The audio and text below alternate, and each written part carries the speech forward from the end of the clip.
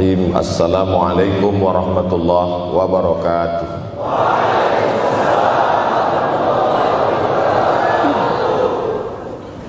Alhamdulillahi wa kafa, wassalatu wassalamu ala al-habibil mustafa wa ala alihi wa ashabihi ahli tuqa wal wafa.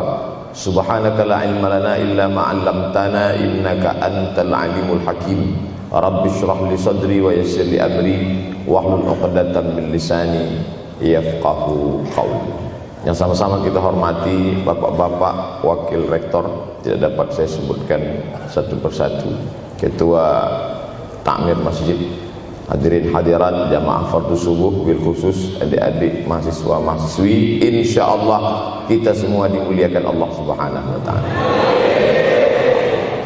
Man shallas subha fi jama'atin, siapa yang salat subuh berjamaah, faka'annama shallal laila kullah, dapat pahala seperti salat sepanjang malam. Berarti kita sudah salat sepanjang malam, tapi tetap besok malam tahajud. Jangan karena sudah sholat subuh berjamaah lalu tidak lagi tahajud. Apalagi yang memang tak pernah tahajud, dan ini dijadikan alasan. Besok kalau ada orang membangunkan dia, bangun sholat tahajud, man shallas subha fi jama'atin faka'annama shallal laila kullah. Man shalla subha fi jama'atin, siapa yang salat subuh berjamaah, kana fi zimmatillah. Dalam hadis yang lain, siapa yang salat subuh berjamaah, maka sampai petang sampai malam nanti dia akan mendapatkan zimmatillah, tanggungan. Makna tanggungan, dipelihara, dijaga Allah zahir dan batin. Kalaupun dia mati hari itu, matinya dalam istiqamah dan husnul khatimah. Tapi dalam hadis ini cuma 3 Ustaz. Idza haddatsa kadzaba, bicara dusta. Wa idza wa'ada akhlafa, kalau berjanji ingkar. Wa idza tumina khana, kalau diberi amanah berkhianat. Dalam hadis lain, kalau sudah dilihat orang salat subuh berjamaah, insyaallah diselamatkan dari nifaq, kemunafikan dalam hatinya. Munafik diambil dari 3 huruf, nafaqa. Nafaq, tanal, terowongan, 2 pintu. Ada pintu masuk, ada pintu keluar. Punya 2 wajah, berbeda zahir, berbeda batin. Tapi salah satu tanda adalah pada salat subuh. Mudah-mudahan Allah menyelamatkan kita dari sifat munafik. Makanya perempuan-perempuan kalau mau dapat suami yang selamat dari munafik, inilah dia pasukan salat subuh ini. Selesaikan aja dulu 8 semester.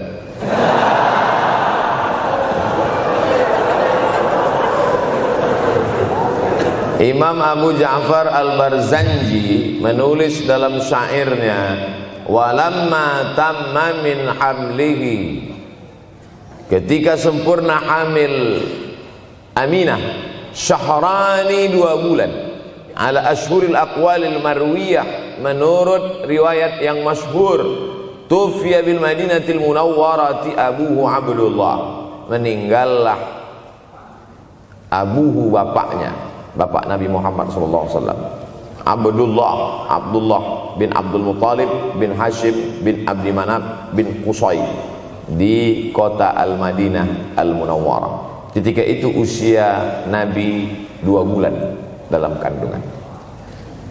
Setelah itu Nabi SAW pun lahir, dibesarkan dalam peluk cium kasih sayang Aminah.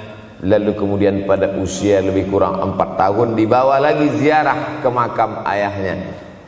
Dan dalam perjalanan pulang dari ziarah itu meninggal pula Aminah. Apa pelajaran yang ingin diambil dari kematian ayah dan ibu Nabi ini? Banyak analisa sesuai dengan ilmu orang masing-masing. Bagi psikolog yang katanya pengaruh akal manusia itu dipengaruhi 4, maka kata mereka manusia ini berpikir itu dipengaruhi oleh pertama ayah, yang kedua ibu, yang ketiga bacaan, yang keempat lingkungan. Maka Allah ingin membersihkan Nabi Muhammad sallallahu alaihi wasallam dari 4 ini. Apakah akal Nabi Muhammad itu dipengaruhi oleh ayahnya? Tidak, karena dia tidak sempat bertemu. Apakah Nabi Muhammad SAW itu akalnya dipengaruhi oleh ibunya? Tidak, karena 4 tahun sudah meninggal dunia. Apakah Nabi Muhammad SAW itu dipengaruhi oleh bacaannya? Tidak, karena Nabi tidak bisa membaca. Walladzi ba'atsa fil ummiyina rasulan minhum. Allah yang mengutus dia kepada umat yang ummi, la yaktub wa la yaqra, tak menulis dan tidak membaca. Minhum, dan dia bagian dari mereka, dia juga tidak bisa tulis baca. Apakah Nabi Muhammad SAW itu dipengaruhi oleh lingkungannya? Tidak, karena di lingkungannya zina begitu bebas, tipu muslihat, dan dia tetap dengan jati dirinya bergelar Al-Amin, orang yang paling amanah menurut para psikolog. Tapi ada analisa lain. Mengapa ayahnya meninggal ketika dia berusia 2 bulan dalam kandungan, dan belum sempat pula dia mendapatkan kasih sayang seorang ibu? Di situ pula dia meninggal dunia, ibunya saat dia berusia 4 tahun. Maka salah satu analisanya adalah Allah ingin menjaga Nabi Muhammad SAW tidak sempat durhaka pada ayah dan ibunya, karena orang yang durhaka tak layak menjadi Rasul utusan Allah Subhanahu wa ta'ala. Makanya sehebat-hebatnya bapak Nabi Ibrahim bernama Azar. Apa kata Azar? Wa idh qala Ibrahimu li abihi Azara. Ingatlah ketika Ibrahim berkata kepada bapaknya Azar, atattakhidhu asnaman alihah. Mengapa engkau menjadikan berhala ini sebagai Tuhan, wahai bapakku Azar? Apa jawab Azar? La illam tantahi, kalau kau tidak berhenti menceramahi saya, la arjumannaka, aku lempar engkau pakai batu. Wahjurni maliya, tinggalkan aku untuk waktu yang sangat lama. Pergi sana, kata Azar. Apa jawab Nabi Ibrahim alaihissalam? Salamun alaika, selamat untukmu wahai ayahku Azar. Aku akan memohonkan astaghfirulaka rabbi, memohonkan ampun kepada Allah dosa-dosamu supaya diampunkan Allah. Innahu kana bi hafiyya, sesungguhnya Allah amat sangat sayang dan mengabulkan doa-doa.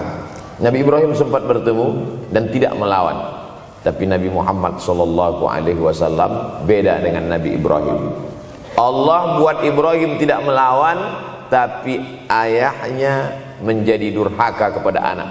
Sedangkan Nabi Muhammad SAW dua-dua dan dijaga Allah Subhanahu wa ta'ala.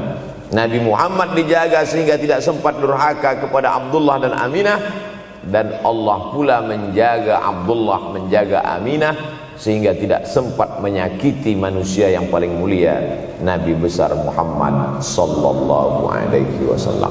Saya tidak memilah-milih nabi-nabi, karena kita memang tidak boleh la nufarriqu baina ahadim mir rusulih. Kita tidak boleh membeda-bedakan antara satu nabi dengan nabi yang lain. Lalu yang membedakan itu siapa? Allah Subhanahu wa ta'ala. Dari cara panggilnya saja berbeda. Kalau Nabi Adam dipanggil Allah, ya Adam uskun anta wa zawjukal jannah.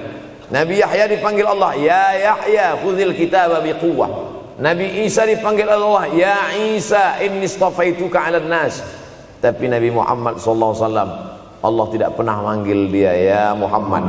Allah panggil dia dengan 2 sebutan. Pertama, ya ayyuhar rasulu balligh, wahai rasul. Dalam panggilannya yang lain, ya ayyuhan nabiyyu jahidil kuffar.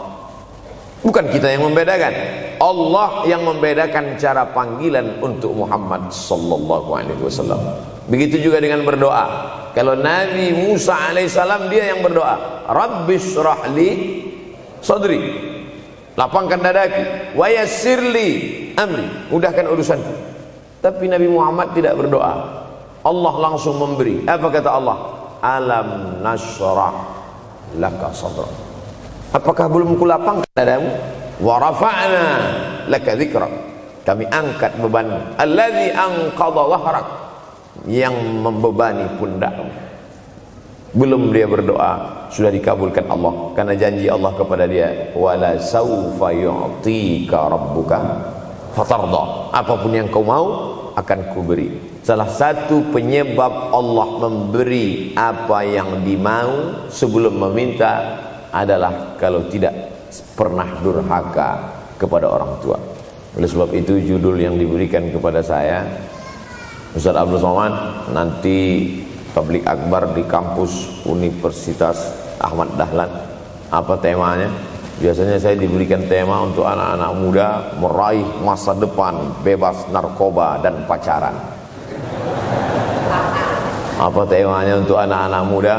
Bagaimana pokoknya. Tapi di Universitas Ahmad Dahlan saya diberi tema. Apa temanya? Birrul walidain. Masya Allah. Saya bilang alhamdulillah, untung saya nggak dikasih tema birruz zaujatain. Artinya apa? Sehebat apapun prestasi akademikmu, kalau sampai tidak memuliakan orang tua, hampa di hadapan Allah Subhanahu wa ta'ala. Ada seorang laki-laki, kata Nabi, kalau nanti dia datang kemari minta doa sama dia karena doanya makbul. Sahabat heran, karena sahabat itu definisinya man laqiyan Nabi sallallahu alaihi wasallam wa amana bihi wa mata 'alal Islam. 3 definisi sahabat: orang yang berjumpa dengan Nabi, beriman dengan Nabi, dan matinya dalam keadaan Islam. Maka itu disebut dengan sahabat menurut ilmu hadis. Makanya ketika saya menjelaskan itu ke mahasiswa, Aisyah yang merupakan sahabat Nabi, komplain mahasiswa, mohon maaf Ustaz keliru, Aisyah itu bukan sahabat tapi istrinya. Kita bicara ilmu hadis. Makna sahabat, man laqiyan Nabi, berjumpa dengan Nabi, wa amana bihi, beriman dengan Nabi, wa mata 'alal Islam, mati dalam keadaan Islam. Abu Lahab ketemu dengan Nabi tapi tidak beriman dengan Nabi dan mati dalam keadaan kafir, maka tidak masuk golongan sahabat. Tapi ini ada seorang laki-laki hidup sezaman dengan Nabi dan Nabi mengenal dia, dan Nabi berpesan nanti kalau dia datang ke kota Madinah minta doa dari mulutnya karena doanya dikabulkan Allah Subhanahu wa ta'ala. Sahabat heran, kami yang hidup bersama engkau, kami yang berperang bersama engkau, kami yang sholat di Masjid Nabawi bersama engkau, kenapa doa dia lebih makbul daripada kami? Malah kami meminta doa dari mulut dia. Tapi tidak boleh membantah dan melawan Nabi. Pokoknya nanti kalau dia datang kemari minta doa kepada dia.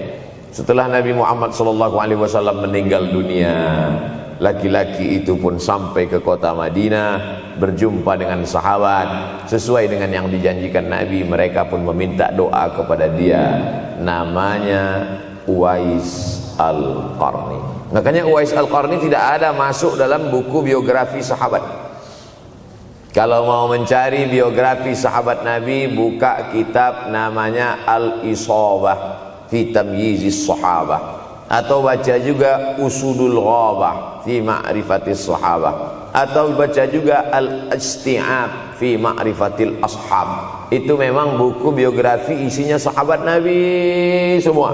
Sahabat Nabi klasifikasi. Yang pertama, Al-Ashra Al-Mubashsharuna bil Jannah, 10 sahabat yang dijamin masuk surga. Level kedua, sahabat Nabi yang ikut perang Badar. Berikutnya, sahabat Nabi yang masuk Islam sebelum hijrah. Berikutnya, barulah ujung sahabat Nabi masuk Islamnya setelah hijrah, setelah Islam kuat, barulah dia masuk Islam. Tapi nama Uwais Al-Qarni tidak ada di dalam, karena dia tidak cukup syarat untuk menjadi sahabat, karena dia tidak pernah berjumpa langsung dengan Nabi Muhammad sallallahu alaihi wasallam. Tapi kenapa doanya makbul? Ternyata dia tidak berjumpa dengan Nabi bukan karena dengki, bukan karena musuh, bukan karena tidak beriman. Dia tidak jumpa dengan Nabi, salah satu sebabnya adalah karena dia menjaga ibunya di Yaman. Makkah di tengah, Yaman di bawah, Syam di atas, negeri Syam. Tak ada hubungan dengan negeri paman Syam. Syam di atas, Yaman di bawah, Makkah di tengah. Liila fi Quraisy, perjalanan orang Quraisy. Ila fihim rihlatash shita'i was-shaib, perjalanan syita musim dingin, shaif musim panas. Musim dingin mereka ke Yaman, musim panas mereka pergi ke negeri Syam. Kenapa dingin ke Yaman? Karena Yaman ini kalau musim dingin tidak terlampau dingin, salju tidak turun. Kalau pergi ke negeri Syam, salju turun. Palestina, Yordania, Suriah, Lebanon. Suriah, Lebanon ada salju. Maka musim panas Nabi pergi ke negeri Syam, karena kalau musim panas di Yaman panas sekali. Sedangkan ke negeri Syam panasnya tidak seberapa. Perjalanan orang Arab Quraisy ini diceritakan Allah, di negeri Yaman itulah tempat kampung Uwais Al-Qarni. Tidak sempat dia berjumpa dengan Nabi, tapi doanya lebih makbul daripada orang-orang yang berada bersama Nabi, karena keutamaan berbakti kepada ibu. Kalau sama ayah boleh ngelawan Pak Ustaz? Enggak juga. Jangan ini nanti dijadikan dalil. Kamu kenapa lawan bapakmu? Ada seorang laki-laki. Ini kadang jamaah pandai motong-motong ceramah saya, hanya untuk mencari pembenaran. Sedangkan kita ngaji ini mau mencari kebenaran. 1000 dalil bagi orang untuk mencari kebenaran, tapi ada 1001 hujjah untuk orang yang suka mencari pembenaran. Nah, jadi kalau saya bicara tentang ibu, sesungguhnya ayah sudah masuk. Karena tanpa ayah kita juga bukan apa-apa dan bukan siapa-siapa. Walaupun jatah ayah sepertiga, sedangkan ibu lebih daripada itu. Man ahaqqun nas bi husni suhbati. Siapa orang yang paling layak mendapatkan baktiku ya Rasulullah? Ummuka. Summa man, siapa lagi? Ummuka. Summa man, siapa lagi? Ummuka. Summa man, abuka. Itu yang menyusun itu Nabi SAW, bukan saya. Itu makanya ibumu, ibumu, ibumu, bapakmu. Kenapa Nabi 3 kali? Kenapa Nabi menyebut laki-laki 1 kali, perempuan 3 kali? Karena ibumu mengandung, ibumu melahirkan, ibumu menyusukan. Siapa yang mau dapat 3 kali? Coba yang 3 ini. Mengandung, melahirkan, menyusukan. 3 ini belum bisa dilakukan oleh laki-laki dimanapun. Adapun merubah wajah sudah bisa. Makanya ada lady boy, wajah lady, betis boy. Tapi untuk mengandung tidak bisa. Ana Rahman, aku ini Rahman, kata Allah. Syaqaqtur rahim wa ja'altu lahu isman min ismi. Aku ciptakan satu makhluk di dalam perut perempuan, maaf, namanya rahim, dari namaku. Ini yang belum bisa dibuat dokter dimanapun di dunia ini, menciptakan rahim, belum bisa. Andai terpecah rekor ini, maka kebanggaan luar biasa bagi LGBT.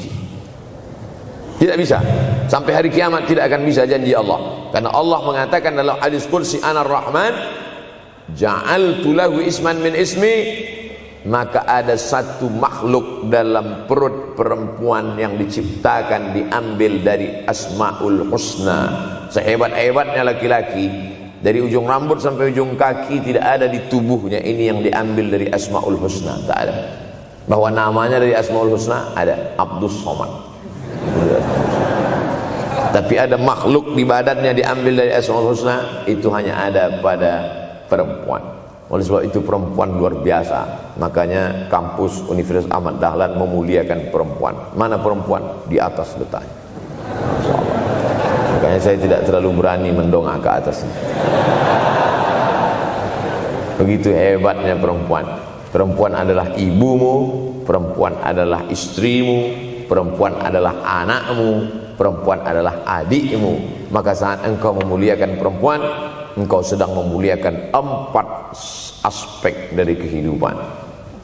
Ketika Nabi Muhammad SAW diutus Allah ke atas muka bumi ini, salah satunya adalah mengajarkan manusia bagaimana menempatkan pada posisinya. Posisi dia adalah tempat kita menumpang. Ketika ada seorang laki-laki yang sudah sukses diwawancarai, siapa orang yang paling berjasa dalam hidup Anda? Dulu waktu saya merantau ke Yogyakarta, belum ada apa-apa, saya sempat numpang di rumah dia selama 4 bulan. Kata seorang artis dalam sebuah wawancara, Begitu bangganya dia berkata, itulah orang paling berjasa kepada saya karena saya sempat numpang di rumahnya 4 bulan. Tapi ada yang dia lupa, bukan rumahnya yang kau tumpang, bukan ruang tamunya yang kau diami, sempat numpang di perutnya 9 bulan 10 hari. Tak pernah kau sebut. Angkat tangan yang tidak menumpang di rahim, langsung dari planet Mars langsung kemari. Enggak ada. Mr. Bean yang kita semua sehebat apapun pernah menumpang di perutnya. Oleh sebab itu makanya dosa yang paling mengerikan adalah kalau ada orang jual sabu-sabu, peminum khamar, di dunianya bahagia, happy, senang. Itu Ustaz, pengedar narkoba, hidupnya aman, adem, ayam, tentram. Di akhirat azabnya baru diberikan Allah Subhanahu wa taala. Ada orang yang pelakor senior tapi hidupnya di dunia senang-senang saja, di akhirat nanti azabnya ditunda. Namanya istidraj. Istidraj diambil dari kata daraja, tertunda. Azab yang tertunda. Sudah jadi judul sinetron. Azab yang tertunda. Tapi ada satu perbuatan dosa yang pasti di dunia dirasakan. Apa itu? Durhaka pada orang tua. Orang yang durhaka pada orang tua, di dunia dia tetap dapat, di akhirat dapat sekali lagi. Itu janji Rasulullah SAW. Lama hidup banyak dirasa, jauh berjalan banyak dilihat, lama jadi ustadz banyak yang curhat. Maka tidak 1 2 itu saya lihat dalam kehidupan. Hebat, rezeki banyak melimpah ruah, tapi jauh dari kebahagiaan. Apa sebab? Janji Rasulullah SAW. Orang yang durhaka pada orang tua di dunia sudah dapat, di akhirat dapat lagi. Dapat. Di mana letak keadilan Allah? Kenapa di dunia sudah dapat, di akhirat dapat lagi? Yang di dunia itu baru DP-nya, di akhirat baru kau rasakan cash-nya. Oleh sebab itu jangan pernah melawan pada orang tua. Jangan pernah melawan. Apapun kata dia, jurus menghadapi orang tua ini tidak banyak, 3 saja. Kalau dia marah-marah, kalau dia cerewet, kalau dia ngamuk-ngamuk, pertama diam. Pulang kampung marah dia. Saya bolak-balik kirim uang belanja, kenapa kamu IP-nya 2,0? Diam. Yang kedua, diam. Yang ketiga, diam. Kalau belum bisa membahagiakan, jangan susahkan dia. Kalau belum bisa menunjukkan prestasi, jangan susahkan hatinya. Jangan sampai belum ketemu dengan wajah kita pun dia sudah susah hati. Baru nama kita muncul di HP-nya, kumat darah tingginya. Bunyi handphone dia lihat nama kita di situ, langsung berubah detak jantung. Karena ternyata bukan nama kita di situ dia buat. Siapa? Troublemaker. Oleh sebab itu jangan susahkan orang tua. Saya tidak ujuk-ujuk langsung jadi ustadz. Saya sempat jadi mahasiswa terlama di dunia. Saya kuliah di Mesir tahun 1998 sampai 2002. 4 September 1998 menginjakkan kaki di Kairo. November pulang tahun 2002. Tidak pernah sekalipun saya menyusahkan orang tua saya. Tak pernah saya minta uang pada mereka. Sampai almarhumah emak saya bertanya, kau makan apa di sana? Makan nasi, saya bilang. Dari mana dapat uang? Beasiswa saya cukup, Mak. 162 pon. 50 untuk makan, 50 untuk rumah, tinggal 62. 20 dibagi lagi untuk ongkos, 20 untuk buku, 20 disimpan, mana tahu demam sakit gak ada uang. Sampai pulang.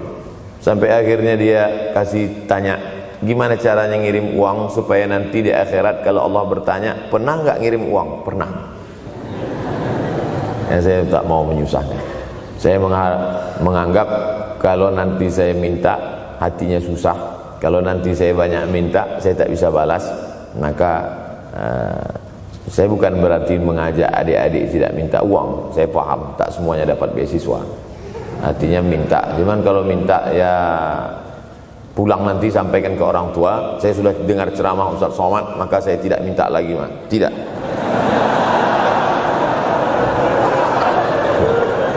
Tapi tolong dirapel setahun sekali aja.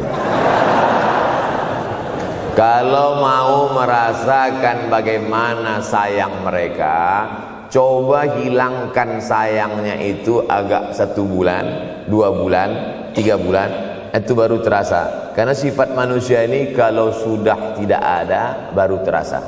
Judul lagu Roma. Kalau dia masih ada di depan mata kita, masih dekat dengan kita, kita merasa dia biasa-biasa saja. Tapi kalau dia sudah tidak lagi ada, itu barulah. Oleh sebab itu coba kalau mau merasakan, kasih tahu dia, papa, mama, untuk biaya kuliah saya 1 semester ini tolong jangan kasih dulu. Saya mau jual koran dulu, saya mau kerja di Dorsmir dulu, saya mau kerja loper dulu, saya mau susah-susah dulu. Seketika saat kita tahu susahnya itu, tetes peluh keringat, air mata, di situ loh baru kita tahu, oh ternyata perjuangan mereka ini luar biasa. Saya tidak bicara ceramah saja, tapi dalam kehidupan saya pribadi dulu saya laksanakan, saya pernah buat, saya pernah kerjakan. Tapi tidak saya rencanakan itu saya harus begini, tidak. Memang bagian dari takdir hidup. Mungkin tidak minta uang itu karena jauh ke Mesir. Kalau seandainya dekat, sering juga minta. Nah, memang dikondisikan saya untuk terbang jauh ke Mesir, lalu kemudian setelah jauh itu tidak meminta, tapi kemudian setelah pulang berjumpa, sempat bersama orang tua. Bulan Maret 2019 kemarin baru meninggal dunia ketika saya sedang ceramah di Madura, Pulau Madura, diundang oleh sahabat saya, kakak kelas di Mesir dulu, Dr. Fauzi Tijani. Dan pagi itu rencananya mau ziarah ke makam Kiai Khalil di Pulau Madura. Begitu mau ziarah langsung dapat SMS segera pulang karena orang tua meninggal dunia. Akhirnya saya langsung ke airport Surabaya dan langsung pulang. Sebelum malam sudah tiba pemakaman. Artinya apa? Penyesalan panjang kenapa tidak mencium tangan orang tua, kenapa tidak. Karena saya pikir masih lama ya. Nah, ini satu kekeliruan. Di mana-mana selalu saya sampaikan, jangan pernah berpikir usianya masih lama walaupun dia sehat. Karena sehat walafiat, tidak ada kurang satu apapun. Masih lama. Ternyata apa yang terjadi? Berangkat hari Sabtu, hari Ahad tausiah, hari Senin pagi, tanpa sebab, tanpa penyakit. Oleh sebab itu kalau masih hidup orang tuamu di rumah, pulang. Tapi jangan ini jadikan alasan. Besok enggak masuk kelas, kemana? Pulang semua.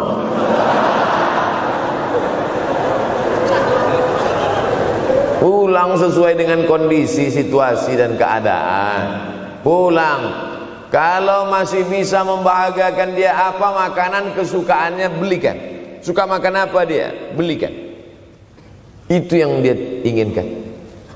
Andai kita gendong dia dari Yogyakarta berangkat ke kota Makkah, sampai di Makkah tawaf 7 putaran, dari Safa ke Marwah, pulang lagi ke Jogja, belum tentu dapat membayar sekali teriakan dia saat mengeluarkan kita ke alam dunia. Jadi banyak orang terlalu membanggakan. Saya sudah banggakan dia Pak Ustaz, saya sudah bayarkan ONH-nya. Berapa? Baru DP-nya. Sudah merasa berbakti kepada orang tua? Belum. Makanya digunakan kata birrul walidain. Kenapa Allah tidak menggunakan kata husnul walidain? Hasan baik, jayyid baik, thayyib baik, khair baik. Tapi yang dipakai birrul walidain. Hanya satu-satunya kata untuk orang tua dipakai birrul walidain. Karena kata birru adalah sifat Allah Subhanahu wa taala. Makanya di antara Asmaul Husna ada Al-Barrut Tawwab. Allah yang punya sifat itu. Maka kita diharapkan berakhlak seperti akhlak Allah Subhanahu wa taala. Addabani Rabbi fa ahsana ta'dibi. Allah mendidik aku menjadi beradab sehingga adabku penuh. Allah Subhanahu wa taala tidak ada puji Nabi Muhammad SAW. Hai Muhammad yang salat tahajudnya sampai kakinya bengkak. Hai Muhammad yang hajinya tidak ada. Apa kata pujian Allah untuk Nabi Muhammad SAW? Wa innaka la'ala khuluqin azim. Akhlak agung dan mulia. Oleh sebab itu tak ada gunanya prestasi S1, S2, S3, postdoktoral, profesor kalau tidak berbakti kepada orang tua. Makanya orang tua itu levelnya langsung setelah Allah. Wa qadha rabbuka alla ta'budu illa iyyah. Langsung wa bil walidaini ihsana. Ihsan. Lihat lagi penggunaan kata ihsan dalam hadis Nabi. Jibril alaihissalam datang, rambutnya tidak berdebu, bajunya sangat putih bersih, tapi tidak ada orang yang kenal. Diriwayatkan oleh Sayyidina Umar ibn al-Khattab radhiyallahu anhu, aku melihat ada seorang laki-laki rambutnya sangat hitam dan bajunya sangat putih, tapi kami tidak ada yang kenal. Ini tiga indikasi ini menunjukkan kebingungan. Kalau ada orang rambutnya sangat hitam dan kita kenal, berarti dia memang orang situ, memang tinggalnya di situ. Tapi dia kalau orang perantau, rambutnya pasti berdebu karena tinggal di gurun pasir. Sekarang kan banyak tuh anak-anak muda yang rambutnya berdebu. Itu berarti orang jauh, bukan orang Jogja. Bajunya sangat putih, tapi kami tidak kenal. Kalau bajunya agak-agak kotor, berarti dia musafir. Pantas kalau kita tidak kenal. Tapi bajunya sangat putih, berarti dia memang orang situ. Tapi kami tidak kenal. Kata Umar bin Khattab, rambutnya sangat hitam, bajunya sangat putih, tapi kami tidak kenal. Dan dia duduk berhadapan dengan Nabi, lututnya dekat dengan lutut Nabi, tapi kami tidak kenal. Dia bertanya tentang iman, dia bertanya tentang Islam, dia bertanya tentang ihsan. Setelah selesai baru Nabi bertanya, Umar, ya, kamu tahu siapa tadi yang datang bertanya tentang iman, Islam dan ihsan itu? Tidak, Jibril yu'allimukum dinakum. Tadi yang datang itu adalah Jibril alaihissalam. Orang selevel Umar bin Khattab tidak kenal Jibril. Ada orang Indonesia baru ketemu Jibril.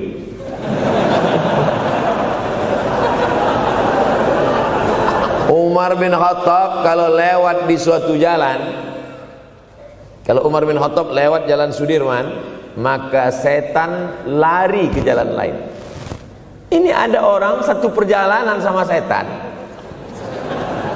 ngaku kenal dengan Jibril alaihissalam.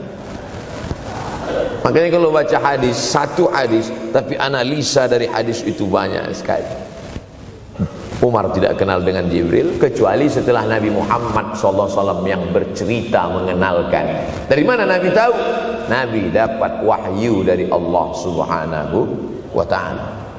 Tapi ada analisa lain. Apa maknanya?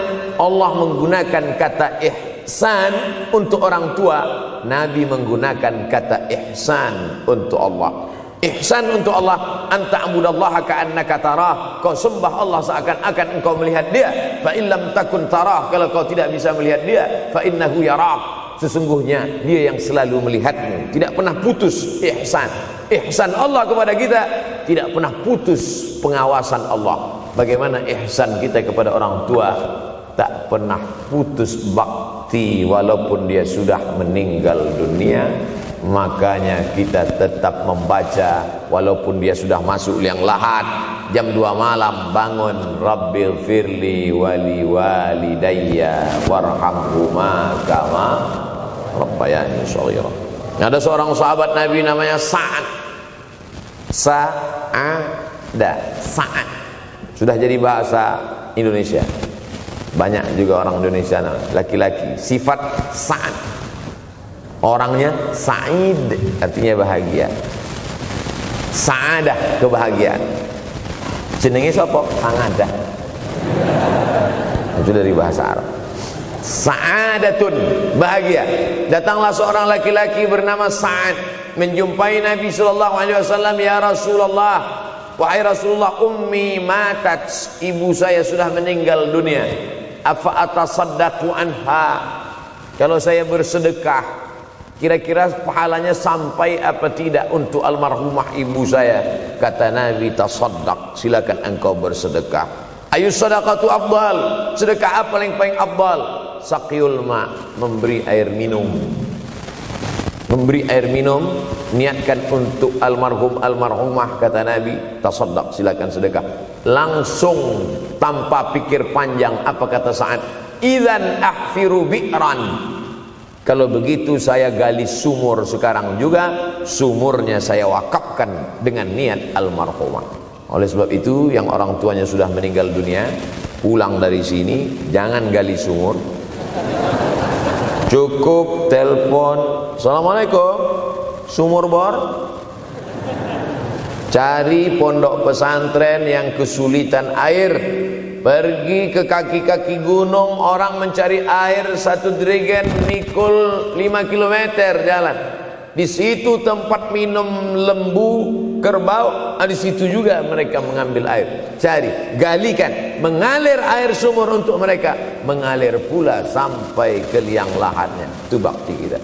Pulang dari sini, cari pondok pesantren, panti jompo, panti yatim. Assalamualaikum Bapak pimpinan yatim, saya lihat ini kamar mandinya sedikit, orang ngantri banyak, keran air tidak ada.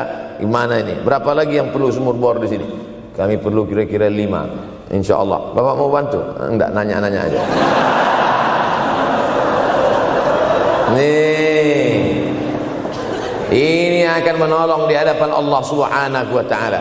Tapi kalau dia masih hidup, masih ada, senangkan hatinya. Pulang dari Universitas Ahmad Dahlan Yogyakarta dengan membawa selembar kertas. Apa itu? Transkrip nilai semester ini IP 4. Siapa yang tidak bangga? Bangga orang tua. Saya pulang dari Mesir, saya bawa ijazah LC. Satu lagi ijazah dari Maroko, MA. Ini mak, ijazah LC MA. Saya tidak lihat dia nampaknya tak bahagia. Karena dia dulu waktu saya kecil nyuruh saya, kamu mesti doktorandus. Itulah cita-cita ya dia yang tidak sampai. Saya mesti doktorandus. Di mana mau mencari titel doktorandus sekarang? LCMA. Saya bilang, mak, ini LCMA ini lebih hebat dari doktorandus. Artinya apa? Bahwa menyenangkan hati orang tua itu ketika hati dia terbuka, bahagia, disitulah pintu-pintu rezeki itu terbuka.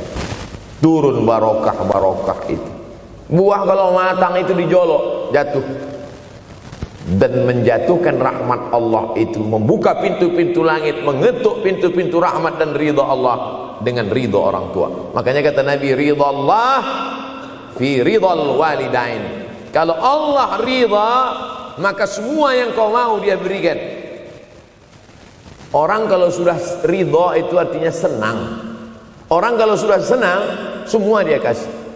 Apa yang ada di tangannya, itu dia berikan. Tadi malam sampai di hotel, datang seorang jamaah, buka cincinnya. Cincin paling dia sayang, dia kasih ke saya. Laki-laki. Nah nih Ustaz Somad, ambil. Duduk saya tadi, duduk. Datang anak muda, dia lihat saya tak pakai sorban, dikasihnya sorban. Cuman akadnya belum jelas apa ngasih atau pinjam, Allah. Orang kalau sudah senang hatinya, semua dia kasih. Begitulah orang kalau sudah dapat ridha Allah Subhanahu wa ta'ala. Kita baru berharap dapat ridha Allah. Makanya habis salat subuh selalu diajarkan, raditu billahi Rabba, aku ridha engkau sebagai Rabbku ya Allah. Apakah Allah ridha terhadap kita? STJ, status tak jelas. Cara mendapatkan ridha Allah, pancing dengan ridha orang tua. Senangkan hatinya, terbuka pintu rezeki. Makanya sulit hidup kita, sempit. Dari kerut kening kita udah kelihatan. Kenapa? Karena tidak ada ridha Allah akibat tidak pernah menyenangkan hati orang tua. Senangkan orang tuamu, jadikan dia seperti raja, maka rezekimu akan melimpah seperti rezeki raja-raja. Bukan hadis Nabi, dapat saya dari grup WhatsApp. Senangkan saja hatinya, apa yang dia mau beri, tapi dengan cara yang halal. Nah, ini harus dalam kurung syarat dan ketentuan berlaku. Jangan gara-gara ceramah ini nanti pulang kalian ke rumah, papa, mama, ini ada mobil, ini ada rumah, ini berangkat pergi haji. Wow, orang tua senang, 2 bulan masuk KPK. Innallaha tayyibun, Allah maha suci, la yaqbalu illa tayyiban. Allah tidak menerima kecuali yang suci-suci saja. Wa anfiqu, berinfaklah. Wa anfiqu, bersedekahlah. Wa anfiqu, berwakaflah. Wa anfiqu, berzakatlah. Min thayyibat, yang baik-baik. Yang tidak baik tidak diterima Allah Subhanahu wa taala. Kamu lagi ngapain? Nyuci. Lagi ngapain? Nyuci. Pakai air apa? Air kencing. Begitu kata Syekh Abdul Wahab Asy-Sya'rani dalam kitabnya Tanbihul Mughtarrin. Tanbih, peringatan. Mughtarrin, pada orang yang tertipu, menyangka sedang berbuat baik padahal sebenarnya tidak baik. Itu yang disindir Allah dalam Al-Quran. Wa yahsabuna annahum yuhsinuna sun'a. Mereka menyangka sedang berbuat baik. Nah, ini juga tidak betul. Niatnya sudah baik, membahagiakan orang tua, tapi caranya tak betul. Mama, papa, alhamdulillah kuliah saya sudah selesai, ini skripsi saya.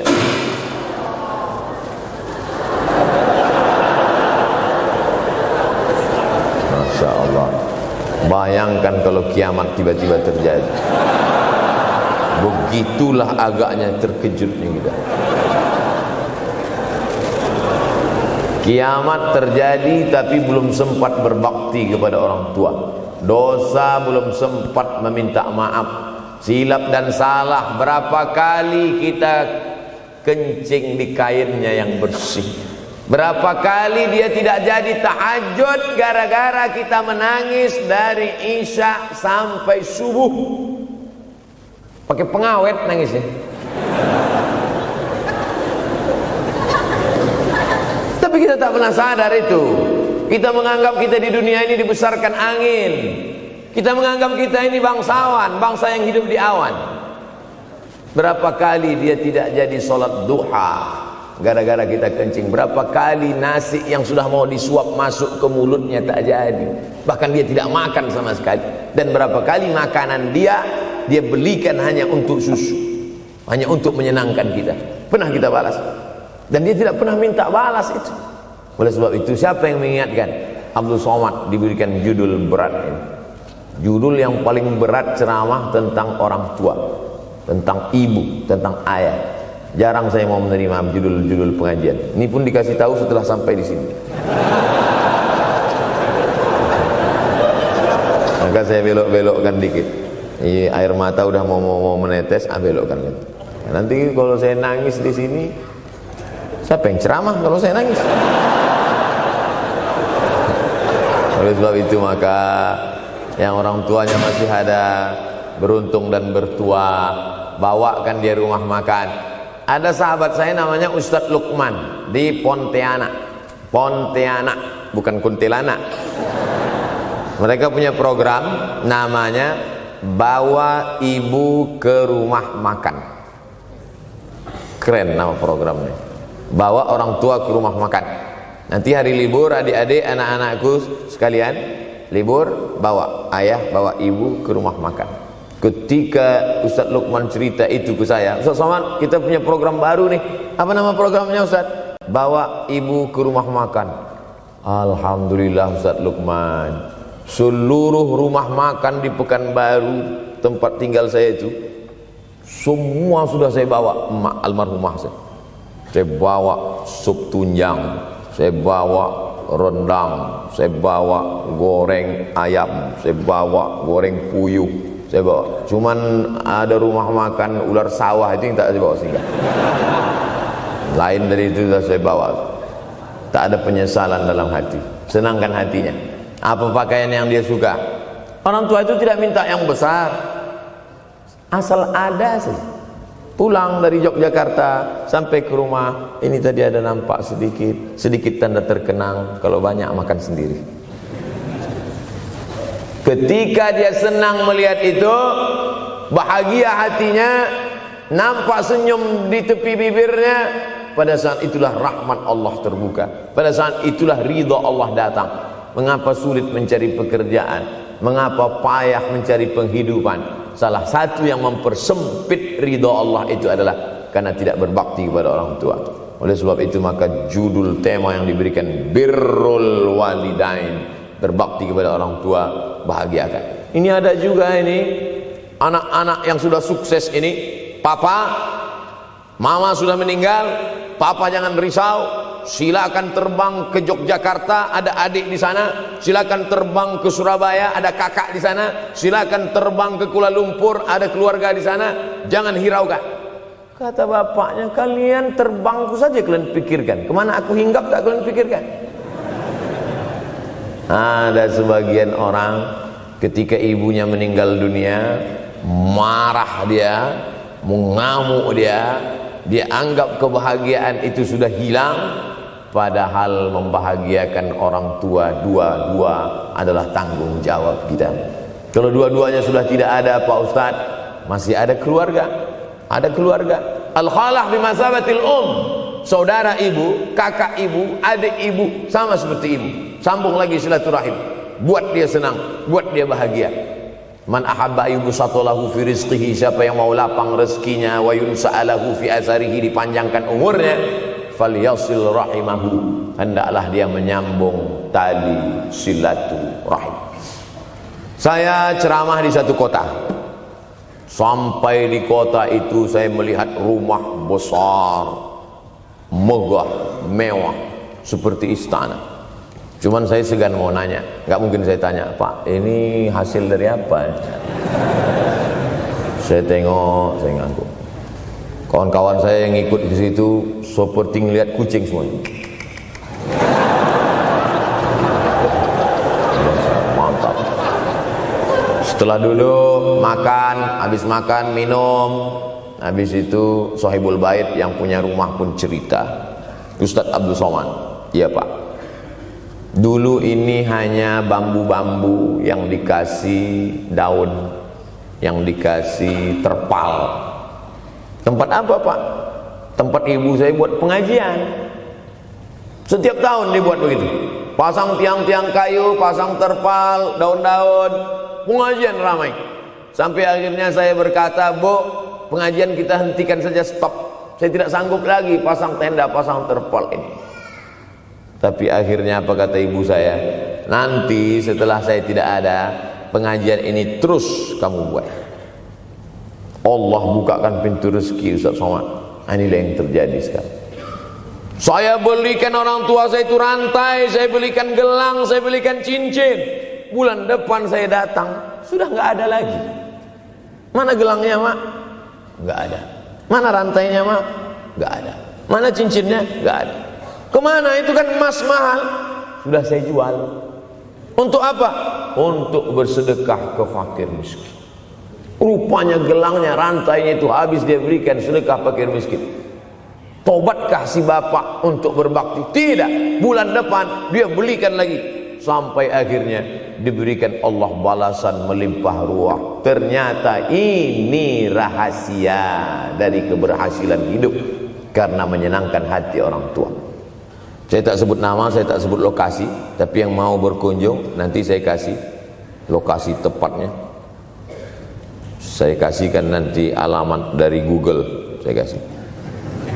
Supaya melihat secara nyata, kalaulah rezeki itu hanya diberikan kepada orang yang bersungguh-sungguh, pergi pagi pulang petang, peras keringat banting tulang, maka tentu yang kaya itu adalah sapi yang membajak dari pagi sampai sore. Kalaulah kekayaan keberhasilan itu diberikan yang paling pandai memanjat, maka tentu yang kaya itu monyet. Tapi Allah berikan kepada siapa yang dia ridhai. Dan penyebab ridha Allah itu adalah karena orang tua yang senang hatinya. Yang sempat durhaka, tidak sempat minta maaf, meninggal dunia dia sudah, apa boleh buat? Kau sudah booking seat di neraka. Yang sudah sempat durhaka, tidak sempat minta maaf, meninggal dunia gara-gara dia pecandu narkoba, pemabuk, pezina, mati. Orang tua dalam keadaan susah. Berapa kali saya ketemu ibu-ibu selesai pengajian, pergi saya ke tempat parkir, ibu tua 70 tahun menangis. Ibu nangis kenapa bu? Anak saya Pak Ustadz. Kenapa dia? Disuruhnya saya jual tanah. Mama jual tanah. Untuk apa mama megang tanah? Udah tua aja pun jual. Mestinya anak itu yang menyenangkan hatinya di hari tuanya, bukan malah menyuruh jual tanahnya. Jual tanah supaya dia bisa bangun rumah, jual tanah supaya dia bisa menyekolahkan anak-anaknya. Na'udzubillah. Sudahlah tidak membahagiakan, malah menyusahkan. Ustaz, anak saya nyuruh saya jual tanah saya supaya dia senang, supaya dia dapat duit. Gimana nih Pak Ustaz? Mungkin si ibu berharap saya menjawab, ibu sabar aja ya bu, sabar ya. Ibu salah tanya bu. Kalau mau sabar cari ustadz lain, ada spesialis sabar, bukan saya. Begitu dia kasih tahu, anak saya maksa saya jual tanah saya, Pak Ustadz gimana? Mana alamat rumah anaknya? Mana? Saya mau datang. Mana? Anak durhaka, neraka jahanam tempat kau.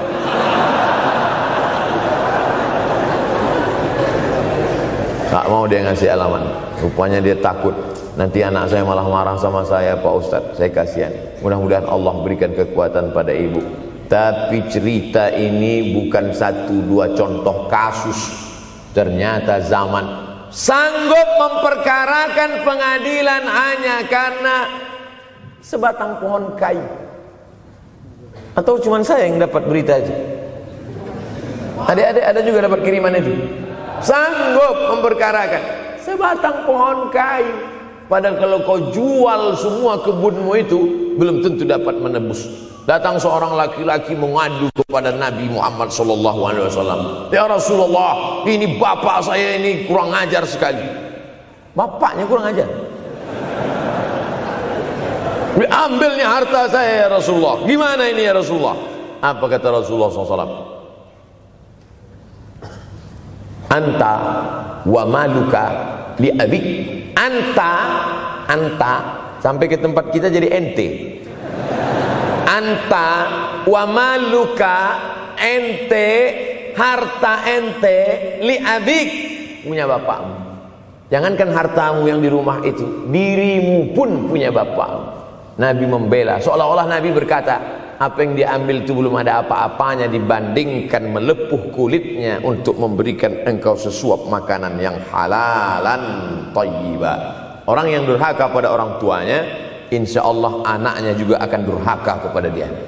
Oleh sebab itu maka jangan pernah durhaka. Kalau sempat durhaka lalu kemudian meninggal dunia dia Pak Ustaz, sudah meninggal pun tetap masih bisa berbakti. Pertama dengan doa, kedua dengan sodakoh. Kalau kebetulan rezeki banyak sodakoh. Kalau tidak ada rezeki melimpah, doa.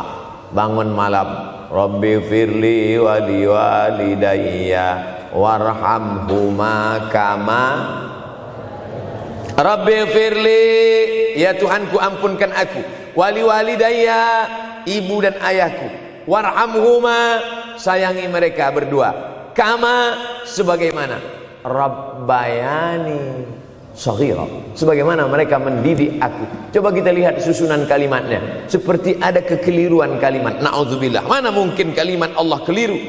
Allah ingin menegur kita, sayangi mereka sebagaimana mereka mendidik aku.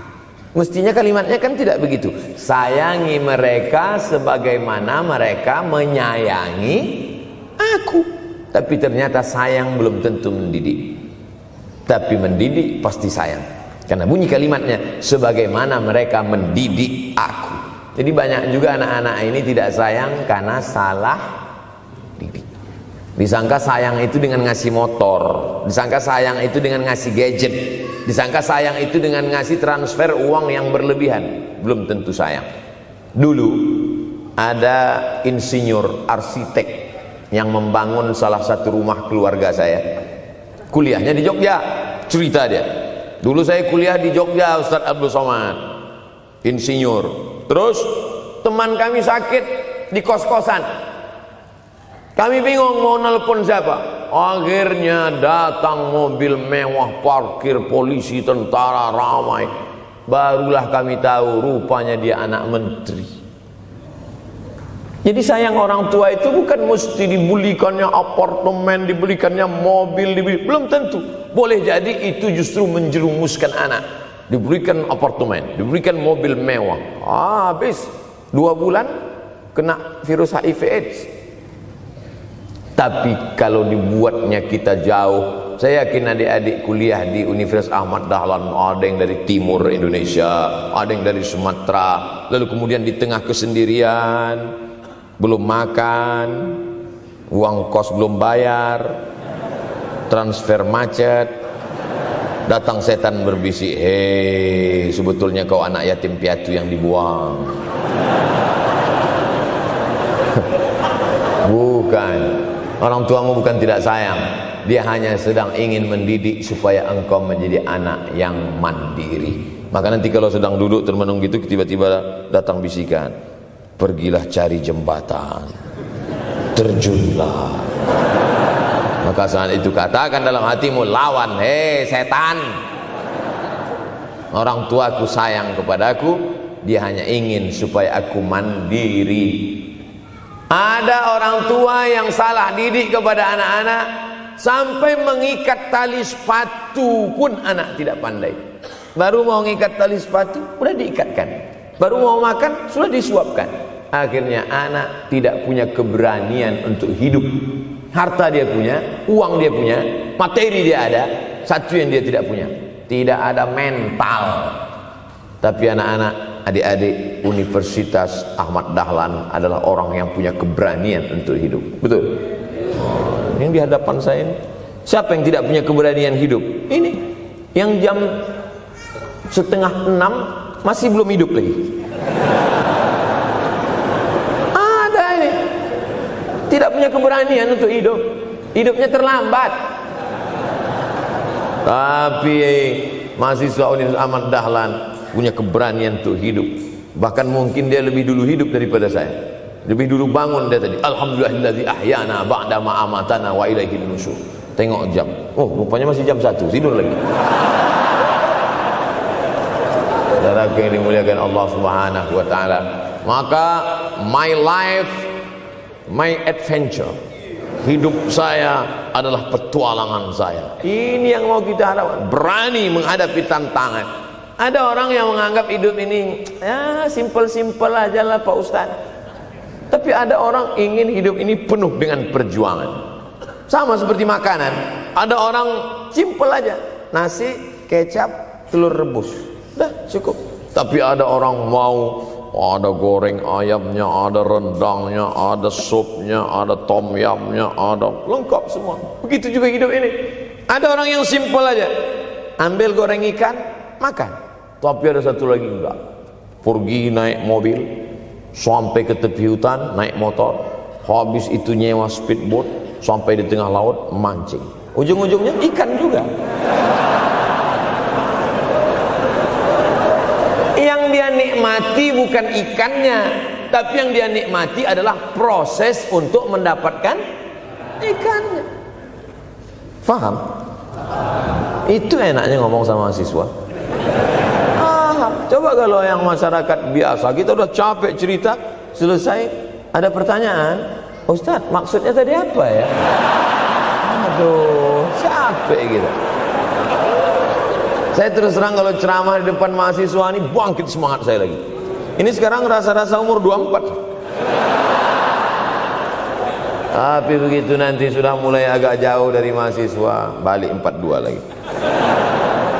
Nah, makanya saya senang kalau diundang ke kampus-kampus.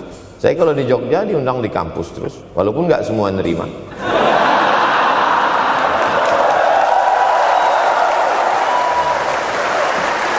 saudaraku yang dimuliakan Allah Subhanahu wa taala, maka kita harus sering-sering bersama. Apa ini takbir? Takbir itu ngusir setan. Tadi saya ceramah jam 4:30, sekarang sudah jam 5:30 Artinya saya sudah ceramah 70 menit. Ini sudah keluar dari kode etik. Karena di mana-mana saya ceramah 60 menit. Kenapa bisa Ustaz Somad ceramah 70 menit di Universitas Ahmad Dahlan ini? Kenapa? Semangat yang membuat kita. Padahal berdiri lagi, tahan, belum sarapan lagi, tahan. Artinya apa? Yang membuat kita kuat itu bukan materi, bukan makanan, tapi semangat. Maka jangan sempat kehilangan semangat. Bangkitkan semangat. Semangat terus. Semangatnya apa?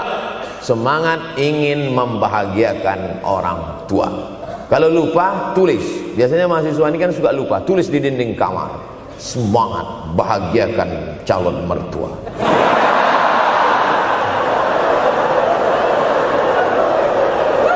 Nanti teman kos-kosan datang ngelihat, loh, kata Ustaz Somad kan orang tua, kenapa ente buat mertua? Sedangkan mertuaku saja kebahagiakan, apalagi orang tua.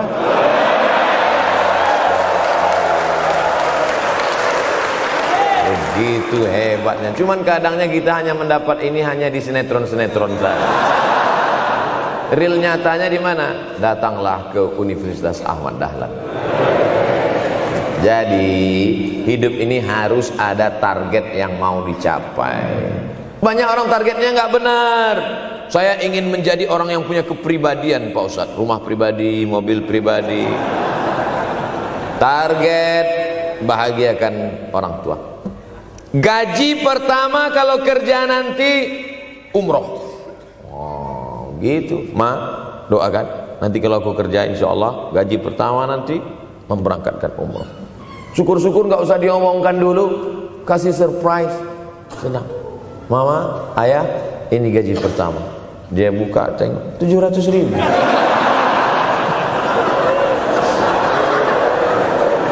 Menangis dia menerima gaji pertama itu. Bukan karena harunya sikit. Gitu dia buka amplop, oh kok setitik dong. Haru dia. Kenapa setiap mendapat hadiah dari anak, orang tua selalu meneteskan air mata? Karena kita tidak pernah besar dalam pandangan matanya. Kita sehebat apapun, kita tidak pernah besar di matanya. Di pandangan ibu ayah kita, kita adalah anak kecil yang tapak kakinya 2 jari, panjangnya sejengkal. Maka jangan pernah ceramahi orang tuamu. Jangan mentang-mentang sudah mahasiswa pulang, ayah sini, mama sini, dulu assalamualaikum. Bisa. Karena kita tidak pernah besar di mata orang tua. Kita tetap kecil. Walaupun kamu sudah menikah, sudah punya istri, sudah punya anak, kau tetaplah anak-anak dalam pandangan dia. Oleh sebab itu jangan sok besar, jangan sok hebat. Kalau ada pesan yang ingin mau disampaikan, jangan melalui mulut kita, dipinjam mulut orang lain. Tokoh masyarakat, alim ulama, dia ngajinya di mana? Ada yang mau kita perbaiki, jilbabnya mungkin kurang panjang, mungkin ada kebiasaan dia yang kurang baik. Sementara kita udah ngaji, sudah belajar di Universitas Ahmad Dahlan, sudah terpelajar, membuat dia mau menjadi orang baik. Tidak mesti dari mulut kita, pinjam mulut orang lain. Assalamualaikum Pak Kades, pinjam mulut Pak Kades sebentar. Pak Kades, ayah saya kan orangnya baik sama Pak Kades. Iya, nanti kalau saya ngomong dia nggak dengar. Jadi saya mohon tolong Pak Kades. Pak Kades, ayah saya sampai sekarang belum sholat Pak Kades. Jadi tolong Pak Kades nasihati dia. Kata Pak Kades, saya juga nggak sholat. Hancur dunia persilatan. Oleh sebab itu senangkan.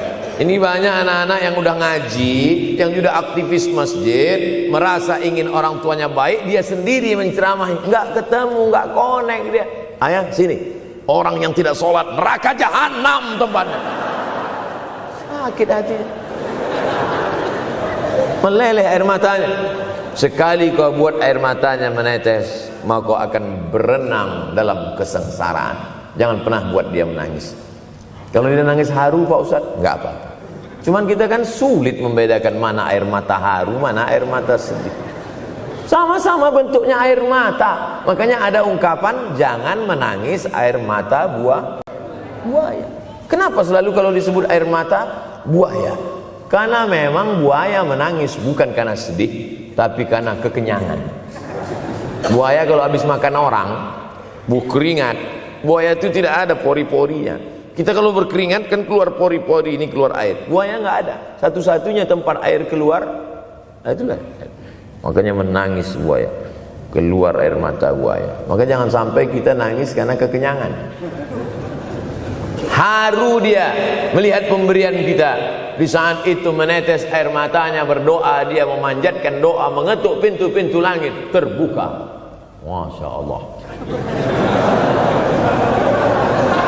Tembus. Pantasan doa mahasiswa Universitas Ahmad Dahlan kabul, rupanya pintu terbuka. Doa kepada Allah Subhanahu wa taala. Kadang-kadang kita merasa doa kita yang dikabulkan Allah, kadang-kadang kita merasa sok hebat.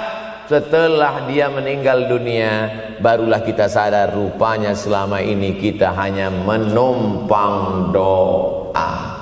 Numpang, bukan doa kita yang dikabulkan Allah ternyata, tapi doa dia. Tapi dia tidak pernah cerita itu. Dia nggak pernah ngomong. Apa pernah dia panggil kita, sini sebentar, aku sudah capek doain itu. Pernah dia bilang itu. Dia cukup mengadu tengah malam, ya Allah, anakku ini jadikan dia berhasil kuliahnya, ya Allah. Sudah hampir 14 semester nggak selesai-selesai. Dia mengadu kepada Allah Subhanahu wa taala. Ma, aku susah ini sekarang. Susah kenapa? Skripsiku ditolak terus.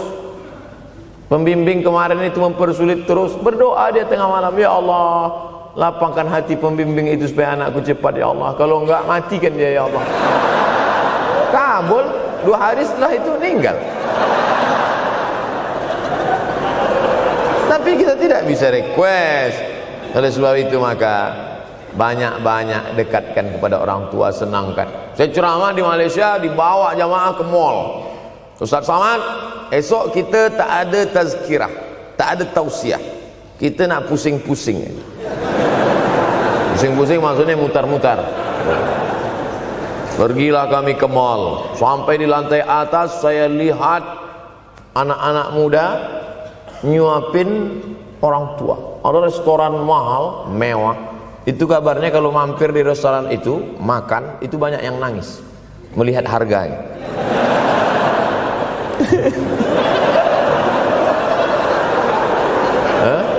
Ada saya lihat anak-anak muda yang ganteng-ganteng, perempuan yang cantik-cantik menyuap orang tua. Orang tua yang sudah tak berambut, sudah perempuan tak berambut lagi, rontok saking tuanya, kulit sudah keriput.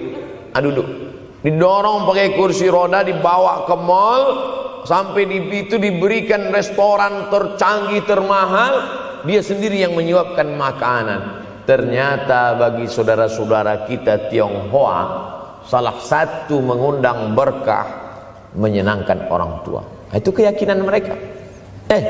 Kok kenapa ente kasih makan? Ya oke lah. Ajaran kita mengajarkan tapi kita tak amalkan. Ketika tetangga, kawan, sahabat kita mengamalkan, rezekinya melimpah, baru kita heran. Dia kok kaya ya? Iyalah, dia kan punya tuyul. Tuyul mana bisa bawa duit banyak?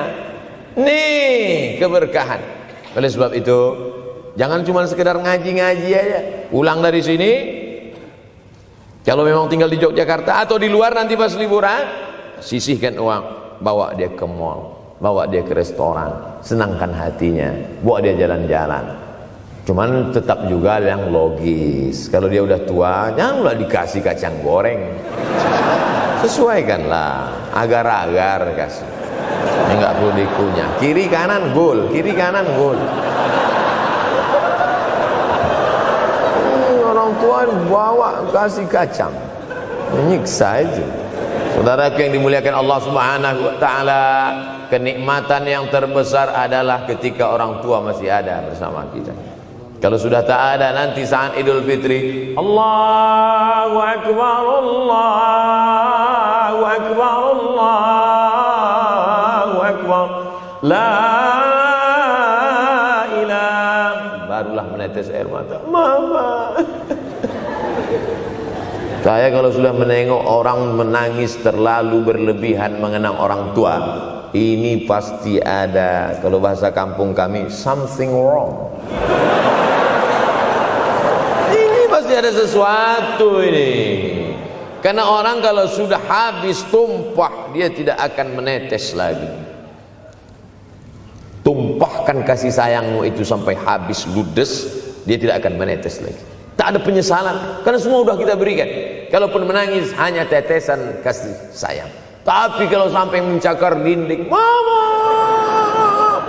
ini pasti. Saya kalau ada orang yang menyesal sampai mencakar dinding, mau saya antukkan aja kepala yang gede. Dulu waktu hidup kenapa enggak waktu? Sekarang udah mati baru kau menangis kan? Senanda. Nah, tapi tentu sesuai kemampuan kita, karena kata Allah, la yukallifullahu nafsan illa usaha. Allah tidak membebani orang lebih dari semestinya. Ustaz ceramah sampai jam berapa ini? Sampai jam 6 insyaallah. Saya mau lengkapkan. Jam kita sama tuh. Oh sama, jam 6. Jam 6 maka saya ceramah 90 menit nanti di Universitas Ahmad Dahlan.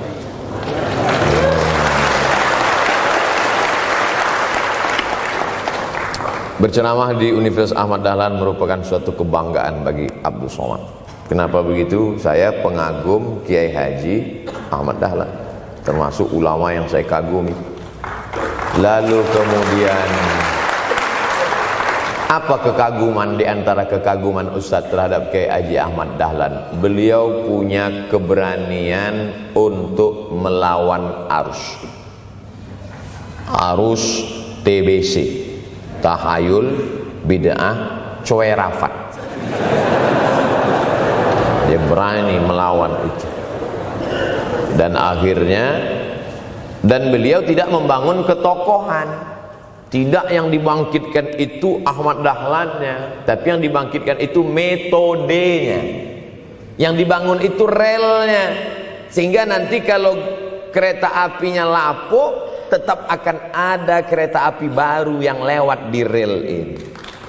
Ini yang dibangun. Dan akhirnya sampai hari ini saya sedang berada di hadapan kereta api yang baru. Ada Thomas.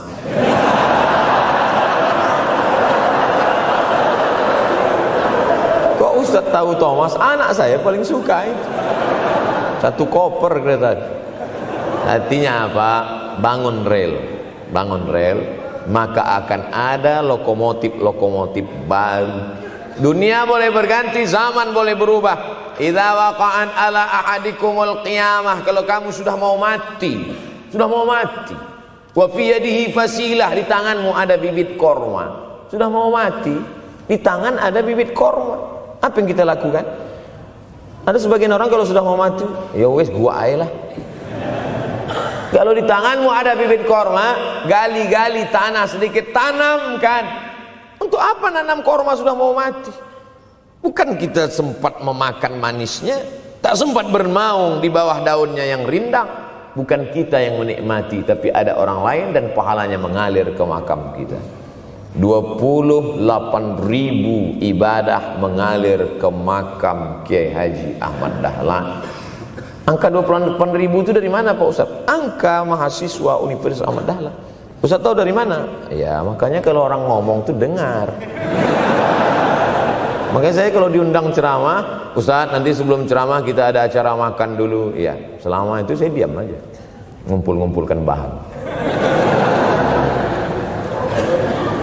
Jangan pernah melihat modal materi, tapi kuatkan usaha dan tawakal. Nih, bantuan cuma 6 miliar, tapi ternyata keperluannya berapa? 126 miliar. Tapi buktinya jadi masjid yang besar. Kalau diikutkan modal, mana mungkin cukup?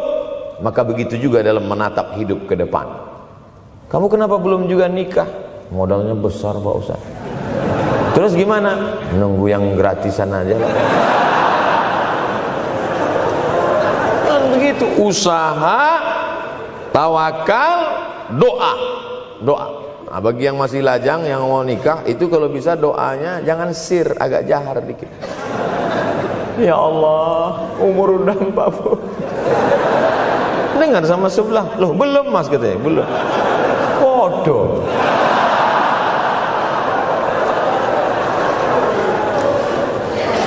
Kira-kira rezeki itu Allah yang ngatur atau kita yang ngatur? Allah. Makanya diantara Asmaul Husna Ar-Razzaq, yang maha memberi rezeki. Kalau Allah yang mengatur, mungkinkah Allah menyia-nyiakan kita? Tidak. Cicak di dinding, semua tahu, karena dari kecil kita memang sudah diajari lagu cicak. Cicak, cicak di dinding. Ada nggak pernah yang dinyanyikan lagu kadal? Ada. Kenapa mesti cicak? Coba tanya ibu kita yang dulu nyanyikan. Mama, kenapa cicak, Ma? Karena kalau buaya terlalu gede, nak. Kenapa cicak? Dia sedang mengajarkan kita bagaimana cicak dengan segenap kelemahannya. Cicak itu binatang yang lemah, hidupnya aja sungsang. Kita selalu berlawanan dengan cicak. Yang kata kita di atas, kata cicak di bawah. Tapi makanan cicak luar biasa. Apa makanan cicak? Helikopter, nyamuk. Cicak tidak bisa menggunakan tangannya, karena kalau dia pakai tangannya jatuh. Kadang pakai 4 aja jatuh. Selalu kan kejadian eksiden cicak jatuh. Cicak tidak pernah gunakan tangannya untuk makan, karena dia harus berpegang kuat. Apa yang dia pakai? Lidahnya. Lidahnya dia pakai. Nyamuk yang dia makan. Helikopter. Habis dimakan oleh cicak. Siapa yang paling hebat? Nyamuk. Makanannya darah. Nyamuk masih keluarga Dracula.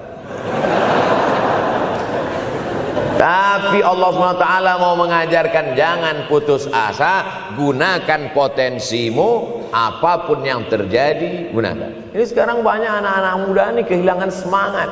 Kalau engkau kehilangan beras masih bisa hidup 3 bulan. Kalau engkau kehilangan air masih bisa hidup 3 hari. Tapi kalau kau kehilangan semangat, kau hanya hidup 3 detik. Tik, tik, tik, mati. Oleh sebab itu jangan sampai kehilangan semangat. Bahasa kitanya putus asa. Sampai dingin tuh lontong. Bukan karena ceramah terlalu lama, bukan.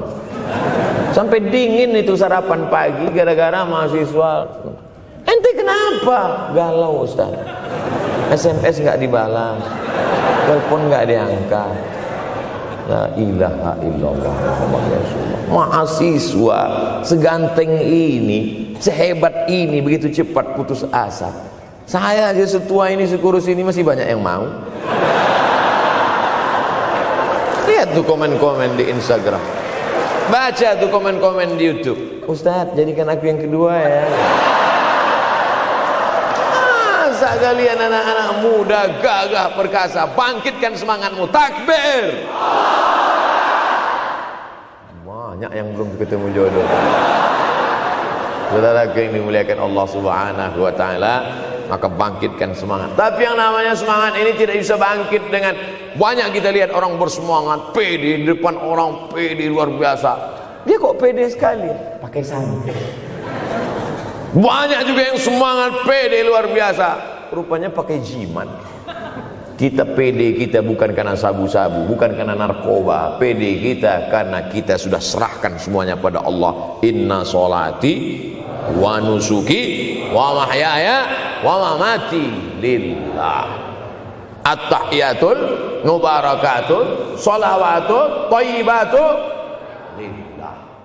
Tapi tetap satu. Jangan nanti mentang-mentang udah dengar ceramah saya at-tahiyatul mubarakatul.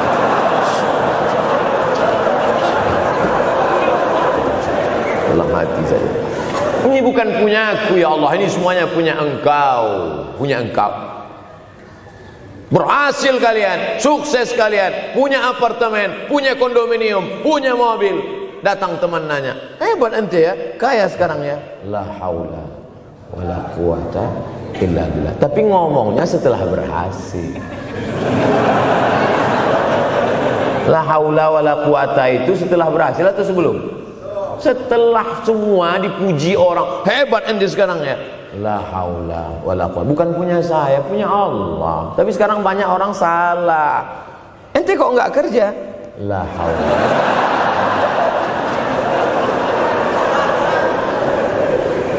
La haula wala quwwata illa billah. Subhanallah, masya Allah, tabarakallah. Menunjukkan manusia lemah, tak punya apa-apa. Dia ingin berkata, ini hanyalah punya Allah. Begitu juga dengan acara ini. Kenapa acara di masjid? Kenapa acara di kampus kemarin ramai melimpah ruah? Bukan karena panitia, bukan karena Ustaz Abdul Somad, bukan karena baleho yang besar, tapi la haula wala quwata illa billah. Pulang dari sini, bangkitkan semangat, senangkan hati orang tua, kejar prestasi, terus kuliah. Mudah-mudahan semuanya selalu mendapatkan kebaikan. Amin ya rabbal alamin. Terima kasih atas segala perhatian. Mohon maaf atas segala kesilapan dan kekhilafan. Abdul Somad, hamba Allah yang fakir, mohon maaf. Berpisah kita di tempat ini, tapi kita tak pernah putus dalam persahabatan, karena kita selalu bersama, jauh di tempat, dekat di doa. Terima kasih. Wassalamualaikum warahmatullahi wabarakatuh.